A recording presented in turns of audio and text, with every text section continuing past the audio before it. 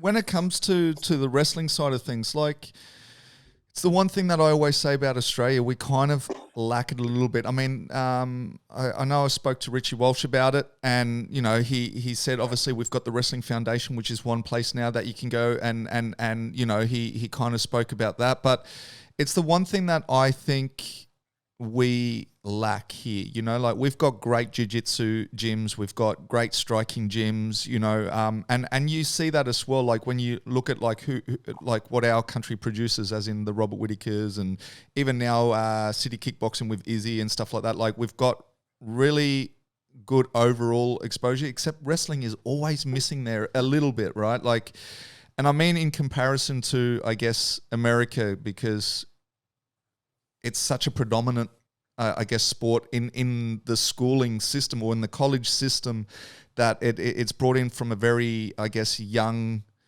age. You know, a lot of you guys know how to wrestle really, really well. But obviously, you've experienced it on both sides. What is your kind of opinion on the importance of wrestling when it comes to mixed martial arts, and two, where you feel, you know, we sit in Australia? So very big question. I'll try to attack it from a few angles. Like the importance of wrestling and MMA is on the simplest level, like the ability to dictate, maybe not always choose because things happen, but to have a fair chance of dictating where the fight occurs. So if I tell myself I want to take someone down, like it's gonna happen. Now, whether or not I take 10 punches and a knee to the ribs on the way in, and my persistence, you know, maybe Khabib persistence trying to get there, you know what I mean? Or even Ben Askren, like you'd see Ben miss a shot, but he'd be next to an ankle and he'd dive at the ankle. And sometimes when he got it, it was, oh my God, like that was crazy. And when he missed, it looked silly, like he's belly down, he just missed an ankle and he's got to stand back up and dust himself off and start again, but he gets right back after the guy.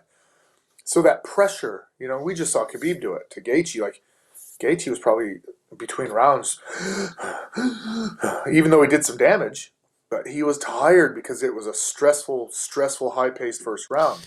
And I So to have be to able to say, put that pace on someone and be sorry, used to it is I a just want gift. to interject there. The one thing that amazed me with Khabib on that one was just the sheer pressure, right? Like, and I think that's where Even Gaethje, after getting hit but like Gaethje, he was constantly forward. backwards, and it was I mean, look, we know Khabib has always been a monster when it comes to wrestling, but that pressure that he put on over the weekend Yeah, was insane. Like he just did not allow Gaethje to take one step forward. It was constantly, and as you say, even when he was taking a shot, he was moving forward, and it was incredible to see. And yeah, I totally agree. It was, you know, Gaethje after the first round, you could see he was sucking him in. yeah. I mean, it's one of them ones where like it doesn't matter that you're not always under like threat of like getting cracked or threat of getting taken down. The fact that like treat it like a chessboard or a checkers board that you have to jump, not walk, not bounce and saunter. Like you have to jump sharply to the next square to avoid being grabbed, which is obviously what you're trying to avoid. And your jump, like that footwork under stress is so hard. I get so many people that sort of laugh at me when I tell them like just being able to like walk properly in a boxing stance is going to be your biggest challenge for your first 6 months.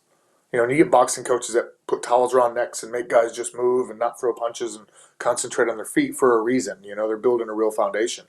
Um, but that stress of always having to be on and jumping and small movements and obviously the biggest muscles of your body are springing back and forth while he just kind of Jason Voorhees is it, you know, just walks. You know, it's stressful. It's even without the action, even if they didn't really, you know, grab wrists and, you know, get into collar ties and there weren't many strikes thrown, just being chased around like that. And Khabib's taking more straight line action chasing. Gaethje has to run that outside, so he's probably doing 3 times the distance, and he's doing it under, you know, pressure and again jumping. So to be able to do that to someone and put him under that pressure and push that pace, because wrestlers are used to it. There's so many wrestlers that have gotten away from wanting to play that game because they know how taxing it is, and they stop trusting. They think, oh, if I do get myself that tired, then he'll hit me later. but he's not going to have anything on it later. Like, if you're that tired, he must be that tired with you. You know, it's weird how some of the guys like a Koscheck and Jake Ellenberger, for example, and even Tyrone Woodley, like it's like they kind of got away from that.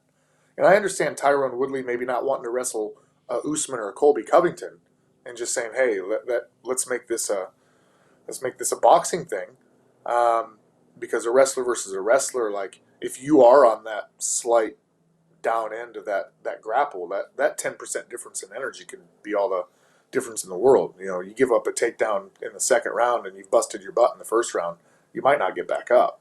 Plus, you got to play. We've all been ridden. You got to play to your strengths, right? So there, I see, say Covington Woodley. I'm like, okay, the wrestling is a chess match, but then you look like the striking power, the sheer power. Woodley's got to go. Well, I've probably got that knockout power, right? So you would play to that purely because you feel like you have the bigger advantage.